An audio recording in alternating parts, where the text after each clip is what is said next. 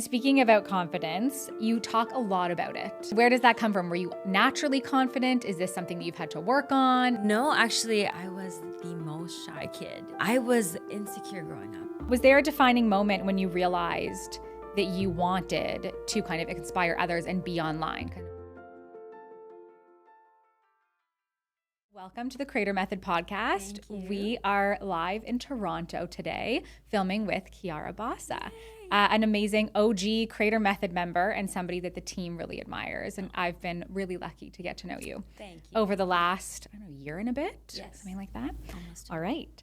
So you are a creator, a speaker, a storyteller who has built a powerful presence online by turning your personal experience into a platform for confidence and connection. That's how I see it. Yes. You first connected with audiences by sharing your honest journey with skincare and acne, opening up conversations around self-image, confidence, and vulnerability. Over time, your content has expanded beyond beauty into empowerment, lifestyle, and personal growth, and a little bit of fashion lately, which I love, reflecting your own evolution and inspiring your community to embrace theirs. Through your voice and your work, you've collaborated with major brands, led conversations about identity and self-confidence, and built a reputation for authenticity and representation. You continue to use your platform not just to create, but to uplift, empower, and remind your audience that they have a seat at the table too. So I want to kind of go back to the beginning and do a little origin. I would love to know a little bit more. I know a little bit about it, but you grew up in the Philippines. I did. And how did that culture and upbringing shape the way that you see yourself today? So I was born and raised there. I moved to Canada when I was 12. And I think growing up there, I was always exposed to people just working so hard for what they have. A lot of us weren't born into it. Yeah. And so we really had to work hard. And seeing my parents even, my mom immigrated to Canada 7 years before we did. And so we were apart from her for a very long time. And just kind of seeing my parents work hard, I think that kind of instilled in me that I have to work for what I have. So yeah, I've just been in the hustle culture for a very long time now. And were they entrepreneurs? No. Both my parents, they work for somebody. Yep. My grandparents were. And so after my grandparents, nobody really took the leap anymore after them because they saw how it went down. So kind of actually sharing that to my grandparents as well, that it gave them kind of just like a boost of kind of like, oh, like it didn't end with them. So, Yeah, that's so exciting. I know that I think it's so interesting. I talk about this all the time, that really there's a couple things that I like, nature versus nurture. Yeah. And I think obviously you can teach somebody to be hardworking, but really seeing your family do that is a whole other level. And I mean, I have a similar kind of origin story with my family in like Romania, same kind of thing. My grandfather came way before the family, and it just shows you this like deeper longing to want kind of a different life for your family. And obviously you feel, I mean, at least I feel, I don't know if you feel that like you have like this responsibility to like do something with it. It's almost like you have to get better than what they had. Right. And it's not in a negative way, but it's just that they worked so hard that you want to value that and bring more to what they've brought. Yeah, that makes amazing. And now you get to share it online, which obviously your grandparents didn't have that 100%. Option. So you get to do that too. Was there a defining moment when you realized that you wanted to kind of inspire others and be online? Kind of, was there a moment or was it a natural progression? I don't think there was a defining moment, and I don't think it was a natural thing either. It just happened the way that it did, I guess. It was more of a journey and kind of like a step-by-step thing where I started to discover it for myself. And then when I was learning what my voice was sounding like, that was when I kind of started sharing it. And then even up to now, I'm still discovering it and kind of just sharing it along the way. But I always say that that's the best way. Yeah. And you probably know this about me by now. But I would say when people are trying to manufacture their story or manufacture their voice, it doesn't come off as authentic, and then you can also lose yourself in the process. But I think what's been so nice about your journey is it has been a journey and you're just taking people along. It definitely has. So your first post, do you remember what your first post was? I do, actually. I don't remember the date exactly, but I know it was in 2020. That was during COVID. Yeah. It was literally just half of my face with my acne. Yeah. And I said, let's just share this journey. I don't know where it's going to be. I didn't even know what a content creator was then. I just wanted to be able to get out of myself being behind filters, I would say. and it was a completely different account. Nobody knew. I had So no you didn't use your followers. personal account. No, You opened up a new one. I created a And whole how did you different even one. know to do that at the time? You know what? I think I was just too afraid of who was seeing my posts in my personal account. And I said, I don't know, like, let's just do it. Yeah. And it was just me. It was just an idea that I had. So I was like, okay, I'm just going to share my journey through here. And then all of a sudden, people were commenting, people were sharing their own journey as well. And then from there, it kind of just happened. Blossomed. And did that happen right away that people started engaging? No, I would say probably within like 6 months. Okay. That's when I started hearing people as well that they also were going through what I was going through with acne. And that's also when I discovered other acne content creators. And so when I saw that, I was like, oh, wait, this is an actual thing. Yeah. I'm like, I didn't think it was just fashion or makeup or whatever. So it was definitely something interesting along the way. And you kind of carried that storyline for a couple of years, right? Yeah, ever since I started posting in 2020 up to now, it's still, because it's still something that I battle as well. Yeah. Probably not as severe anymore, but it's still part of my journey up to now. And I mean, looking at your skin now, I would never believe that you started as like an acne content creator. So how did that when did that shift happen? Or was it, again, a progression over time? It has been, definitely. It was just a progress. It was never just a defining moment where I took Accutane and then all of a sudden it was all gone. It's just all holistic and organically and just kind of like figuring out what works for me and what doesn't, I guess. Yeah. And it's not every day that my skin looks like this. Like, it could be like this today, and then tomorrow it could be a complete different thing. So. But I love that real approach of kind of following that journey. Because yes, you see a lot of I've seen a lot of other acne creators, and all of a sudden they get a treatment, and then it kind of goes away, and then they lose that entirely. I think what's so beautiful about your story is that you are bringing people along, and I saw you had like a reaction or something. Oh my gosh, not too long ago actually. Yeah. But that was probably 3 weeks ago, just before my trip.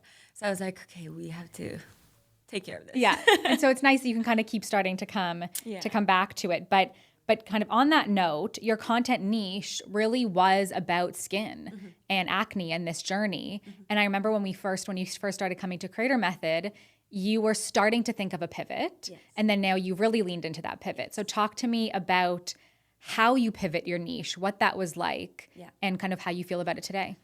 How I feel about it today, definitely still figuring it out. Still very new to me.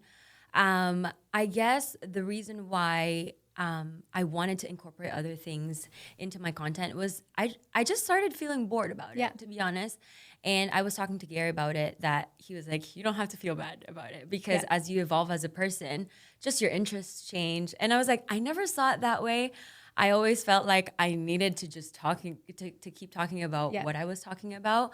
But it just really felt like I needed something more, not so much about so that I can get more views or whatever, but it just felt like my creativity as well was starting to get too narrow with what I was sharing. And so that's when I consulted with you guys. Yeah. And I'm like, okay, guys, I think I'm ready to take the shift. I know, it's interesting. A lot of creators, and we see this a lot, who especially start out with a niche and such a strong one like yours, and you build this community on your niche. Yes. Or a lot of we see it a lot with, women who have had a pregnancy or they've had a baby, and that's their niche.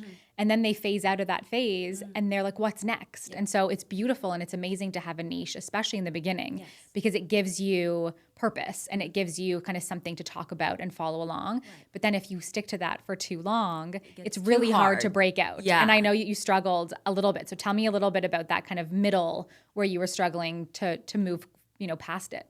Yeah, I think for me, where I am now, or even maybe where I struggled, I think was because I just felt like I shared everything already. But then at the same time, I'm like, I know that's what was keeping my audience. Yeah. And that's what was engaging, I guess. Yeah. To my audience as well. And so I'm like, okay, well, if I were to share a vlog, I'm like, who's going to watch that? Yeah. And I always say it when people ask, like, do you have a YouTube? I'm like, no, I feel like my life is too boring for people to watch, vlogs or anything about my personal life. But at the same time, I'm like, if I'm already stuck, so I'm like, how do I kind of pivot myself, and how can I get a little bit more creative than what I already was? And to me, it was kind of clear that I had to tap into something else, because I love fashion, I love beauty, I love watching lifestyle, and I'm like, I just feel like I can't do it, but I know I can do a little bit of fashion. And as I started a little bit, it just sparked so much in me, I guess, that I haven't tapped into yet. Yeah. So that's kind of where I had to just pivot a little bit. Honestly, even seeing you today, you look like lighter. Like you look, I think the first time we met, you were thinking about it. And I see this so often where you're thinking about it and how do I transition? And when you kind of start creating content that really speaks to your soul, I know it sounds a little bit cliche, but truly when you start creating content that you really enjoy, it's so much easier because you just like kind of leave everything else at the door and you get to like put your shoulders down and just kind of be you in front of the camera. And that's how I feel like your content's coming across lately, which is amazing. Yeah. And I think too, it's like when you kind of look at it that way, the way that you just said it, it doesn't feel like work. Right. It's like a playground where you're like, okay, well, if I make a mistake, I make a mistake because I know I'm not professional at it yet. But I guess that's the beauty of it as well. Yeah, that's the most exciting stage. That's where when Valeria speaks to people who are in the new stages, she's always saying, I'm so envious of you because you're in the playground phase. You don't have millions of eyeballs looking at you and kind of judging you're just trying to find your community and your voice. And it's such an exciting stage. So I get that from you, that you're in this like exciting shift of the stage. And when you shifted your niche right away, did you see kind of followers, losing followers? Did you see your views go down? Did you see any of that? Actually, that's what I'm experiencing now. Okay. And before I would kind of like beat myself for it. Yeah. But now I'm like, you know what? Like what Shelby said, she's like, when you start to cleanse kind of like just your followers, it makes room for people that are new and that you're trying to attract now. Yeah. And so I am seeing a little bit of a dip, but because I guess I'm enjoying it so much, I'm not too bothered by it. At the beginning, I really was. I'm like, what is going on? But now my trick, I guess, I haven't looked at the follower account for a really long time. And if I see it dip even more, I'm like, it's okay.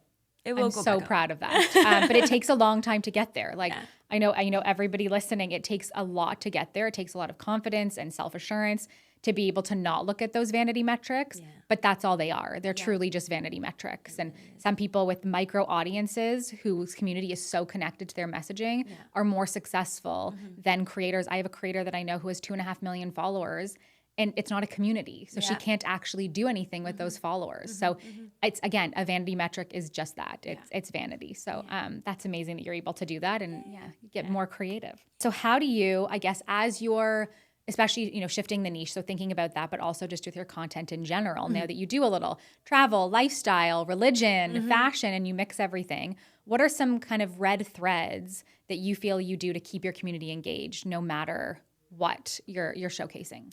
I think for me, stories for sure. I kind of just keep them updated with that stuff. So before I even put it out in feed, I definitely try to keep them updated in stories as much as I can. And before they even see it on my feed, they see it there first. And I guess also I forget what it's called, but that little chat channel that you have on Instagram as well, I kind of just try to... The broadcast channel? Yeah, the broadcast channel. I try to keep them updated there for sure. It does get a little bit hard at times because it's like, how do you cover everything at the same time? But I guess if there's anything new that I'm trying to introduce, just little by little, but stories have got to be my best friends. Okay, so those are for the engagement piece of building the community. For sure. What kind of content, is there a clear winner of content that gets you new eyeballs versus your existing community? You know what? This is so weird, but anything with my best friend and anything about friendship or anything that's kind of like, I feel like people go through on their day-to-day basis, kind of like word of encouragement, that's where they really come from now. I guess because it's the closest to what I used to do for Acne, wherein it was a lot of encouragement. It was a lot of like kind of like self-love and just self-assurance. I guess that's where I see them the most right now. It's also relatable, right? Yeah. So whereas the Acne journey was relatable to so many people, everyone has a best friend. I mean, I hope for everyone's sake that they have a best friend. So it is really relatable. And it's interesting that you say that because the first thing I saw you when you sat down is I'm like invested in this story of you and your best friend and traveling together. So it's about taking your audience along. And sometimes people think it has to be this huge moment. I need to travel to Paris Fashion Week and take my audience along with me. But sometimes it's like going for a staycation even with your best friend is the most relatable, real girl moment that resonates the most. So that makes me really happy to hear. So you're exploring fashion right now a little bit. And what's that been like? Oh my goodness. It has been probably the most exciting thing for me this year.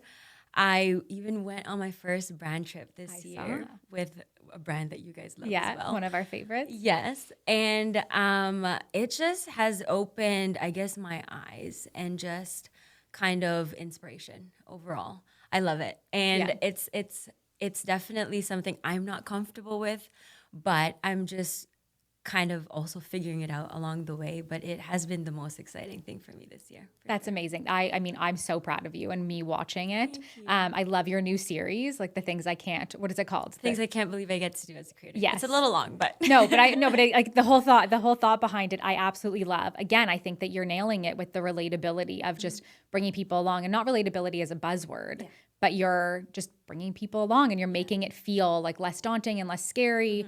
And you're just bringing people along to kind of the beauty that it can be. Because I know so many people, you in 2020, if you go back there, are so nervous to make that account 100%. And are so nervous to post that first piece of content. And did you ever think that you'd be doing any of this? Not at all. Like I was talking to a friend and I'm like, it's kind of like an accident. Both of us were kind of like, if this happened by accident, I never thought that this was even a career that I can kind of tap into, because I was so sure that I wanted to work and I want, all that stuff. And so I just never thought that this would be possible, but it is. Amazing. I can't wait to see what you do next. More brand trips. I'm so excited. So zooming out, would love to get your idea of, I love the concept of a North Star. Do you have a goal that you're working towards on this journey? Do you know kind of what you would love to do, or are you just kind of rolling with the punches? I guess kind of both. I'm rolling with the punches, but at the same time, my North Star would probably be just to become an overall personal brand. And for the easiest way, I guess, for me to explain it is kind of like what Valeria does. Yeah. Kind of just like a well-rounded creator, I guess, where when people see my profile, that they see a bit of everything, that they see a bit of fashion, makeup, inspiration, encouragement, kind of just like being well-rounded, I guess. And then, I guess that is it. Yeah, and it's interesting. Sometimes those are actually the hardest kind of brands to build, because it's not like, again, you're a skincare creator. It's kind of easy to show up every day and create content. Not easy, but you know what I mean? Yeah. To create content about skin, and the products and the companies and the brands you're reaching out to. But when you're building an overall personal brand, really the world's your oyster, and that's what's so amazing about it. But it is a longer approach. So anybody with that approach needs to know, we always say, like, that hockey stick growth curve can come at any point. But you have to kind of do the work to get there, and you never know. It can be 5 years, it can be a year, it can be 6 months. And so you just have to kind of really have that confidence that that's what you want to do, which I know you do, which is amazing. And speaking about confidence, you talk a lot about it. A lot about it. And where does that come from? Were you naturally confident? Is this something that you've had to work on? Any models to model this behavior? No, actually, from what I can remember as a kid, I was the most shy kid. And I looked up to my sister so much because she had it more than I did, for sure. But I was insecure growing up. All I can remember was me being insecure. And so it didn't come natural. It still doesn't come natural, to be honest, whenever I can get into my head so quickly. Yeah. But I just kind of have to work through it every single day. And people look at me and they're like, oh, like, how did you build your confidence? I'm like, I wish I can just give you an answer, but it's something that I work on every single day. First of all, you have to be surrounded by people that know who you are and just kind of like uplift you. But no, it didn't come natural. I worked on it. I'm still working on it. And I think it's something that I'm going to have to continue working on, because again, like, it's not natural. Yeah. But honestly, the feeling of being confident, and again, that can be in the work that you do or how you feel every single day. It's so important, to your point, that you surround yourself with people who are going to lift you up. I think that's the biggest difference. I'm like, as I age, I'm not that old, but I feel old. But as I age, it really is true. Like, if I don't feel that I'm surrounded by, or if I don't feel confident, it's really a signal to me that something is off. A person in my life is off, the career, something that you're doing is off. So I'm so happy that you get to kind of feel that and be on that journey. But yeah, I know it's not easy. It's not at all. And you public speak a lot. I know you at your church and everything that you do. So what's the difference in creating content kind of in front of a screen versus being in front of an audience, and how does confidence play a factor in either one? Oh my gosh, completely different. You can put me in church and I can speak the entire day and I will not feel a nerve. Wow. I think that comes naturally. That is my safest space for me. Before I even was a creator, that was what I was doing. And so I think everything that I'm kind of doing now stemmed from that. But being behind a camera definitely shakes my nerves every single day. Even up to now, whether it's this or I'm on my own. Believe it or not, it's like when I'm recording on my own, I'm like, why am I nervous? I'm like, who am I talking to? Yeah. There's nobody in front of me. But I still get nervous, I guess, because of the thought of like, a lot of people are going to watch this. And you never know. And Something can pop off and all of a sudden you have millions of people watching. Exactly. And like you can say the smallest thing that, you know, might turn somebody off, and they can create something bigger than what it was. Yeah. But I guess at church, it's like, I know it's my safe space, and I'm more of, I know I'm in charge because I can see people's reaction right away. I can hear feedback right away. Wherein behind a camera, it's like, I don't really know what I'm saying until I hear somebody say something. It's so different. I was on the debate team in high school, and I'm like, you give me a preparation, a talk, stand in front of a large audience. I love that. But the very first day that we sat down, Gary, Valeria, and I, to do our first creator method lesson, and we sat in a room similar to this, and there's cameras looking at us. And at the time, it was like, okay, go talk about your journey. We're like, excuse me? Like, what do you mean talk about our journey? And if there's an audience there, to your point, you get the feedback and you get, you know, that instant feeling of like, okay, you're on the right path, or that energy. It is really hard in front of a camera. So different. So what are some things or tools that you do, even like before today, what are some things that you do to kind of ramp up that confidence? You know what? Believe it or not, and I know it sounds so cliche, but I pray. Yeah. I really do pray before I go on anything, whether I'm recording or I'm going into a studio. Or, you know what, even me posting something. Yeah. I do my little ritual that I hope that it reaches who it needs to reach. That's so and beautiful. That really brings me back to my purpose of why am I even doing what I'm doing to begin with. And then I just shake off the nerves after. Yeah. I love that. That's amazing. Maybe I need to start praying. Have you ever felt pressure to perform, or do you never kind of feel that pressure and you just kind of do it for yourself?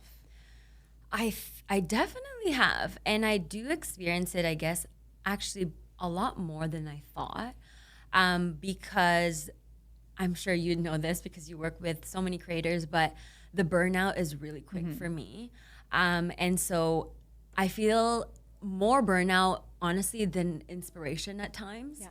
And being on social media, it's like you see more of people's highlights, I guess, than like their downtime, and most of the time when I'm not at my best, that's when I see people's highlights, and then I compare myself, and then I go down this hole. So I definitely, for sure, have moments where I'm like, okay, I just have to fake it. Right. But also, I don't always see it as a negative thing, because it's like, okay, you know, fake it till you make it kind of thing. Yeah.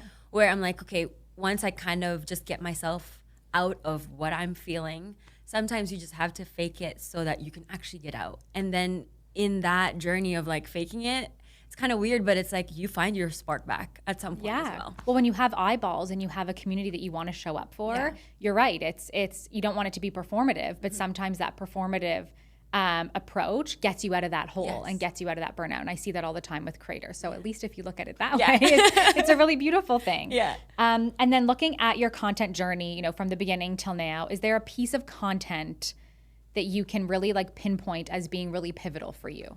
No. I wish I had. Yeah.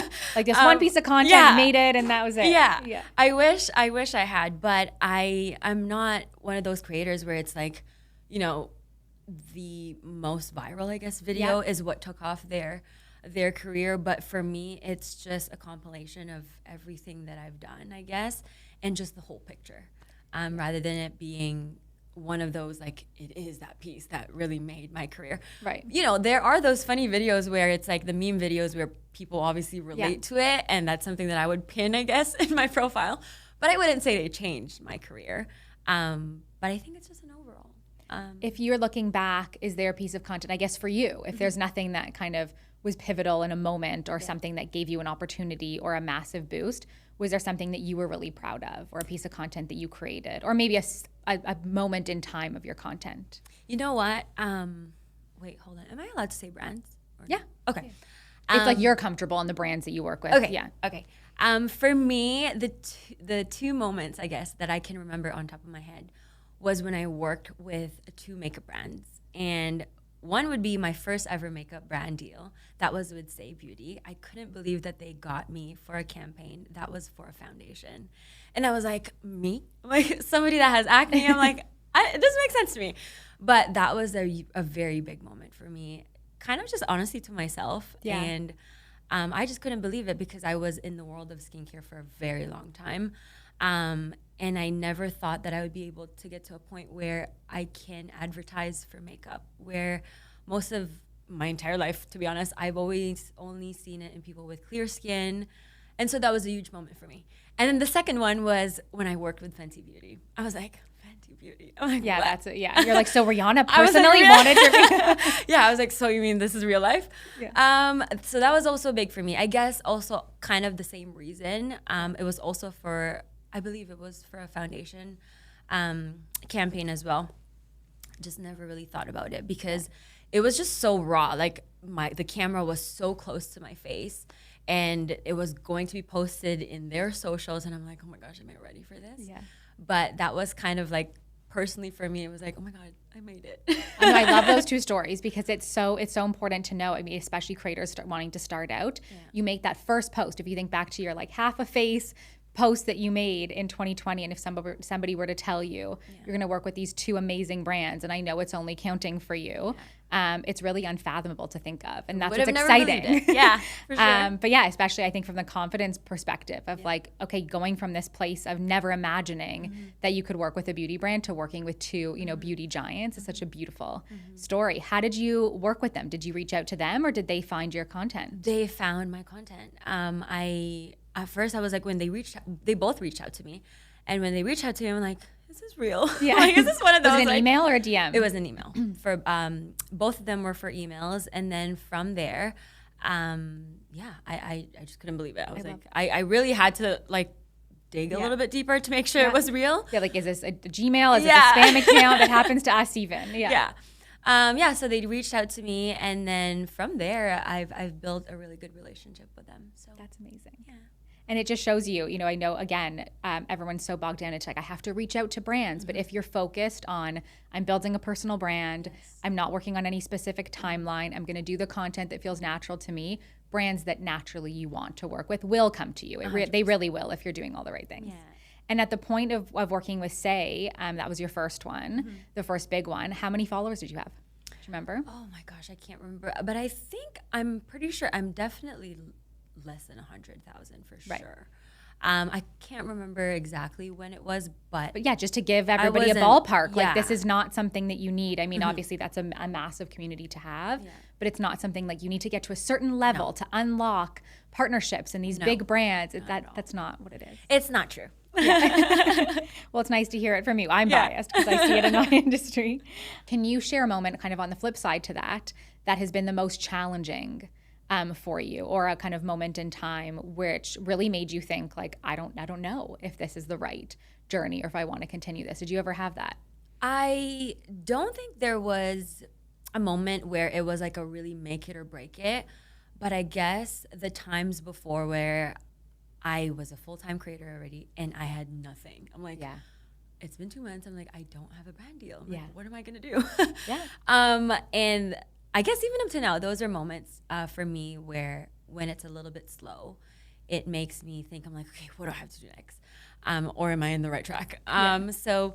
But I don't think there was a moment yet, and I hope it doesn't come to that where I'm like, I'm done with this, because I really do enjoy and love it. So it's interesting. I've been talking to a lot of like really successful women. I was at a dinner with Valeria in Miami a couple weeks ago, and we were co-hosting with Paige, which is one of our favorite partners to work with. And Paige herself was at the dinner, and somebody asked her, it's a whole group of founders, and these women asked her, how many times did you want to quit?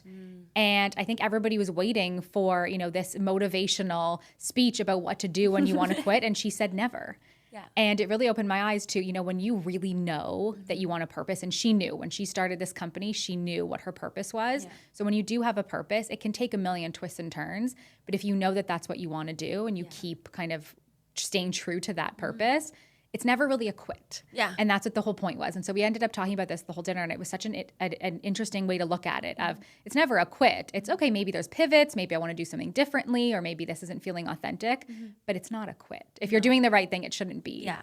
And I think also it's like when you really know why you're doing it, it's like I wouldn't say it never crosses your mind. I definitely would say personally for me, it's like, the thought of it kind of lingers sometimes. Yeah. I'm just going to get that desk job. Let me go work in a bank. Yeah.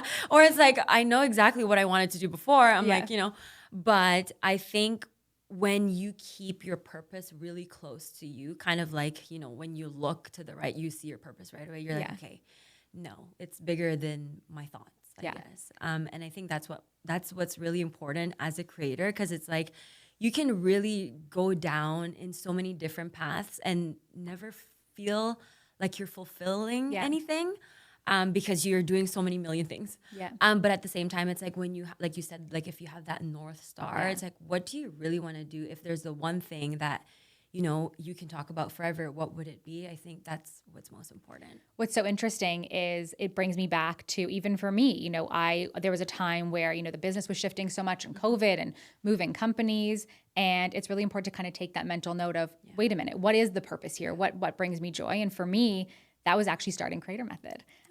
Where I really loved, to be ground up and build Valeria and build the brand alongside of her. And that's kind of what led me to wanting to be involved with Creator Method, because it just, thank you. But it's just like to have that purpose of being able to do it again has given me like new life and breathed new life. Yeah. So since joining Creator Method on that note, what's the biggest shift that you've noticed in how you approach creating content? You know what?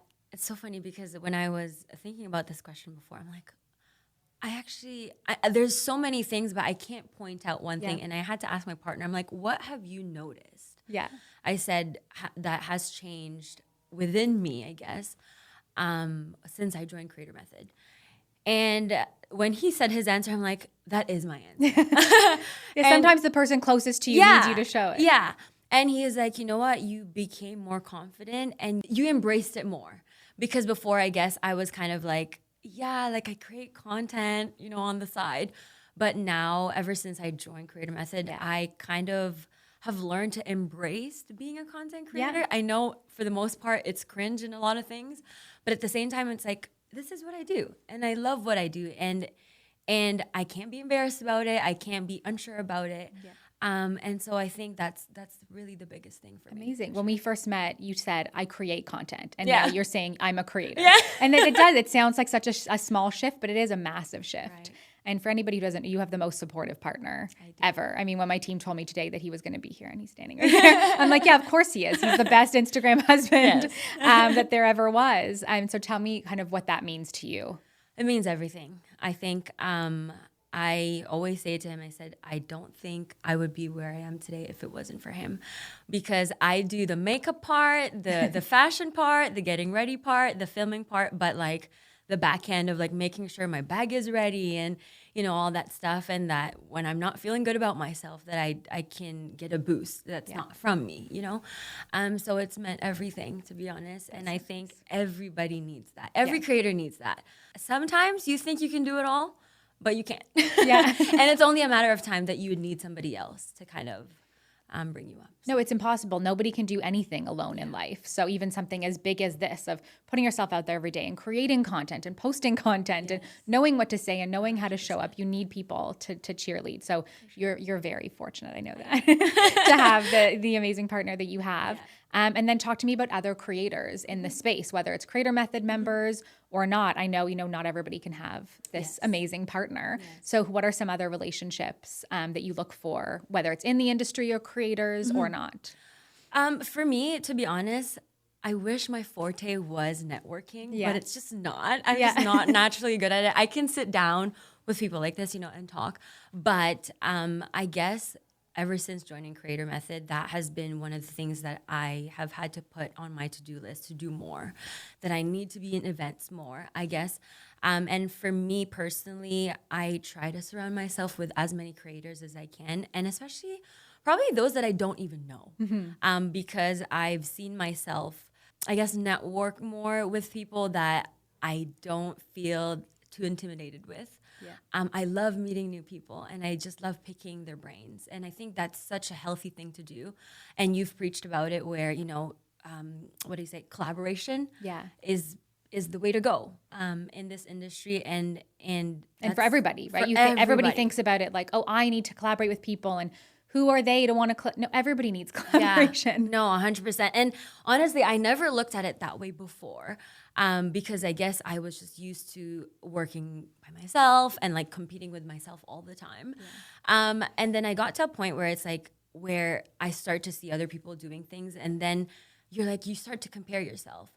And then it was through you guys that I learned that it's not a competition with anybody, even yourself. Yeah. That it is you work together so that you can grow together.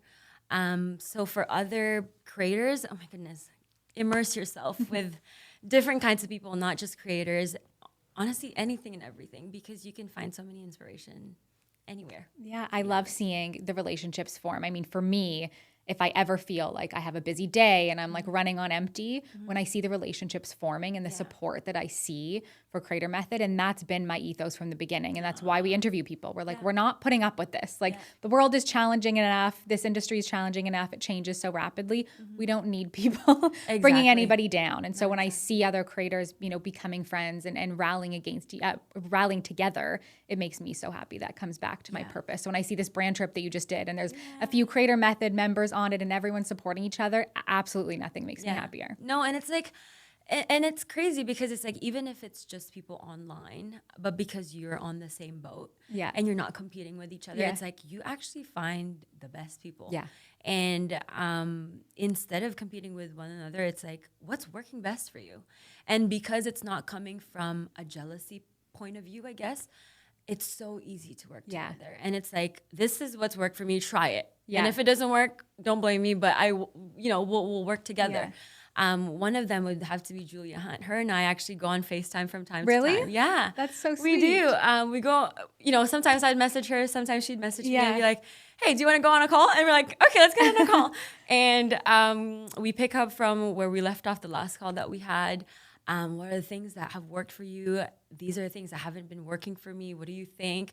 I ask her to critique my content. That's so special. Like it's just that truly makes me so happy. I never thought that it would get to that point. I know when you're first starting out creating content, even for me, even though I do this literally for a living, and I tell people when I created, my public account, you're so nervous for, how it's going to be perceived. And what's been so shocking to me is the community and the people that I've met online are actually a lot nicer than the people I know in real life. So nobody should be scared of it, because I've made some beautiful friendships globally with people I have never met. And then you see them at one Creator Method event and it's like they're your sisters, for years and years. So it definitely shouldn't be scary. No. And so if you were giving advice to someone starting out their career journey, so taking you back to that, day in 2020, what would you say based on your experience now? Enjoy the journey. I would say enjoy the journey and to never give up, I guess, and bet on yourself for sure. Again, like mentioned before, I never thought I would be where I am today. I never thought I would be doing this for a living. But sometimes all it takes is just believe in yourself. And there are going to be a lot more moments where you're going to doubt yourself than you believe in yourself. But at the same time, it's those moments that makes you who you are and will bring you to where you're supposed to be. So never give up. What is a dream project? So we're going to manifest a little bit. Okay. What is a dream project that you haven't touched yet, but you would love to? Definitely, I guess one day would be some sort of a fashion week for sure. I love fashion. I just do. Even if I'm not the best at it yet, I just love it. And I guess when I look at the space of it's like, what do I want to become? I always geared towards models for some reason. Yeah. Like whether that's runway, editorial. Yeah. But yeah, I guess because also it's Fashion Week season right Yes, now. so it's really it's on like, the brain. Fashion Week. But I definitely think some sort of Fashion Week, whether that's like New York or Europe, something like that, for sure. Okay, well, we're going to make that happen. Yeah. I'm going to make sure it happens. It will. And there's honestly so many different ways, which is really exciting. There's so many different ways to work in that field, but we got to make that happen. So excited. Okay, so lastly, would love to know if there's any, I guess, where you are right now. And, you know, if we were to have this conversation a year from now, where you feel like, again, I'm assuming it's not a follower count. Yes. So what is it? What would make you really proud? My goodness, everything already makes me so proud. But I recently actually launched my own team. It's by Kiara Inc. And I just hired my first editor as well. And so for me, like a short term, but long term as well, is building my own team. Yeah. That's really where I'm at right now. I'm in the process of trying to get everything in-house, I would say. Which you know I'm a fan of, but Yes, I might be I biased. know. Which this is I'm learning from you guys, and I'm taking everything that I can. And so for sure, for me, kind of just having my own team. Okay. And I guess like personally as a creator, it's like I just want to be in front of a camera as much as I can, and explore everything that I haven't explored yet. But yeah, I've forgotten about the follower count at this point. Amazing. I know I didn't want to assume, but it's something that eventually it becomes a larger purpose. Yeah. And so right now you don't have a manager. You still do. I do. Okay. But I'm in the process of being on my own. Okay. Yeah. Well, I'm very maybe by the time this comes out, you'll be on your own. I'll hold you accountable to that. But that is an extremely exciting shift. And I know that that's not for everybody. Yeah. But if you are able to take things in-house and you know, I'm building this for the long run and I want to make something out of it, there's truly nothing like being in control of who you work with, how you show up, the content you create. And I think that that's such an exciting but scary, very scary journey to go on because you're betting on yourself completely. Yeah. And it's just like I've been managed by an agency for 2 years now, I would say 2.5, I would say. And so they've done all of the partnership and all that stuff for me. So it's like kind of not really going back, but at the same time, I guess stepping into something new. It's definitely a little bit scary for me, but I mean, I have to take the first step for me to be able to get to where I need to be. So it's definitely a shift for me. That's really exciting. Yeah. Okay. Well, we're going to sit back in a year from now and you're going to have your entire team here. Hopefully. Maybe 2 years. Yeah. Amazing. Well, this was so lovely. Thank you so much for joining us today.